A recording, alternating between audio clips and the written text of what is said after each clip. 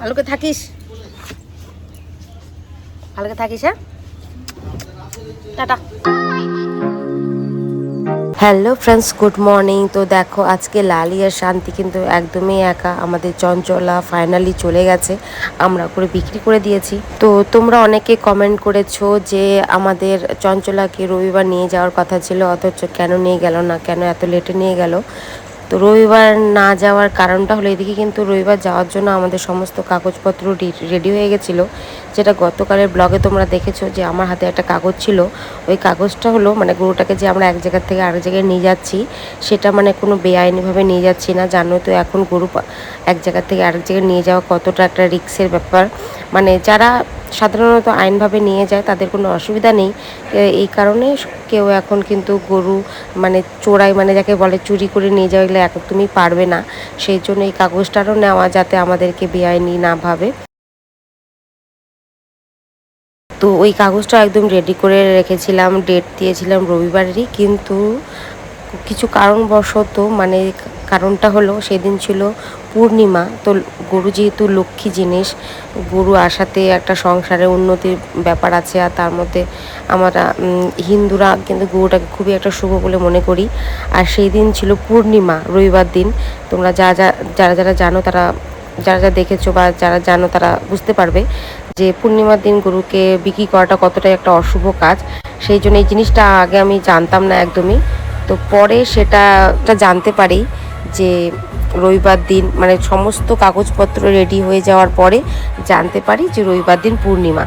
সেই জন্যই ঠিক মানে হ্যান্ড বক্ত, মানে যাকে বলে সঠিক সময়ে এসেই, মানে শনিবার দিন রাত্রিবেলা আমি যখন ফট করে দেখি যে রবিবার পূর্ণিমা, ঠিক তখনই আমি ওদেরকে ফোন করে না করে দিই। সেই জন্য শনিবারের ব্লগেও মানে আমি তোমাদেরকে বলে দিয়েছিলাম যে রবিবার আমাদের গরুটাকে নিয়েই যাবে, কিন্তু একদমই পোস্টপন হয়ে গেছে এই কারণে আরও।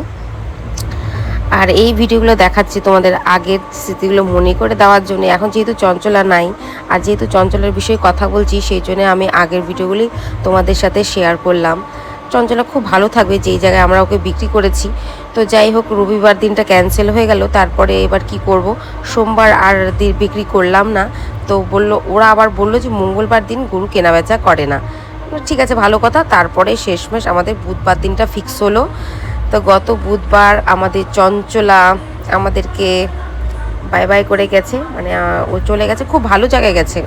বললাম তো তোমরা জানো, তোমরা তো আমাকে অনেকবারই, একজন সত্যি খুব ভালোভাবে কমেন্ট করেছে। অ্যাকচুয়ালি কী হয় বলো তো, তোমাদের মানে খারাপ কথাটাও যেভাবে আমাদেরকে এফেক্ট করে, ভালো কথাটাও ওইভাবে এফেক্ট করে আমাদেরকে।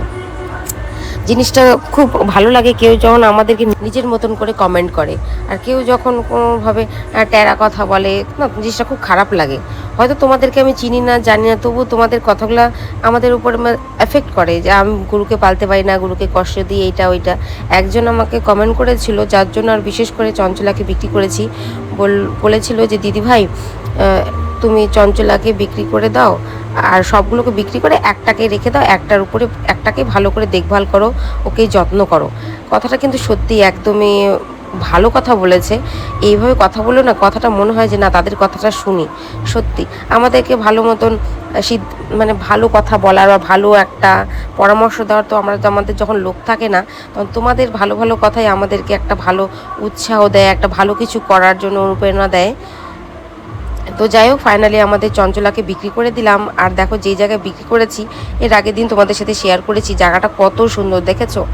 আর পাক্কা 1 মাস যখন হয়ে যাবে, আশা করছি ততদিনে আমাদের চঞ্চলা দুধও বাড়বে। মানে যে জায়গায় বিক্রি করছি তারা জিজ্ঞাসা করছিল বারবার যে কতটা দুধ হয়, কতটা দুধ হয়। তো আমি এখন আর 1 মাসের মধ্যে আর যাবো না, পাক্কা 1 মাস হবে। 1 মাস পরে তোমাদের সাথে আমি চঞ্চলাকে নিয়ে আসবো, আর চঞ্চলার সাথে কি হয়েছে না হয়েছে আপডেট তোমাদের সাথে শেয়ার করবো। চঞ্চলাকে দেখাবো, রাজাকে দেখাবো 1 মাসে রাজা কতটা বড় হলো, কেমন আছে না আছে, এই নতুন পরিবেশের সাথে কেমন নিজেকে মানিয়ে নিল।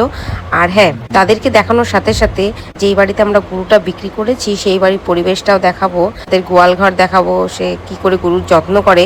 সে কিন্তু ছেলে মানুষ, সে আর কোনো কাজই করে না, সে কিন্তু শুধু গরুই পুষে। আর আমরা কিন্তু হিন্দুর কাছে গরুটা বিক্রি করেছি। দেখো পাশে মন্দির দেখা যাচ্ছে ডান পাশে, যার হাতে বালতি দেখছো তার কাছে গরুটা বিক্রি করেছি। আর যে দেখো আমাদের চঞ্চলে আসার সাথে সাথে জলের সাথে কুটি মেশানো, মানে এখানে কুটিটা খুব পাওয়া যায়, আমাদের কিন্তু গ্রামে কুটি পাওয়া যায় না, আমরা কিন্তু গোটা খড় খেতে দিই।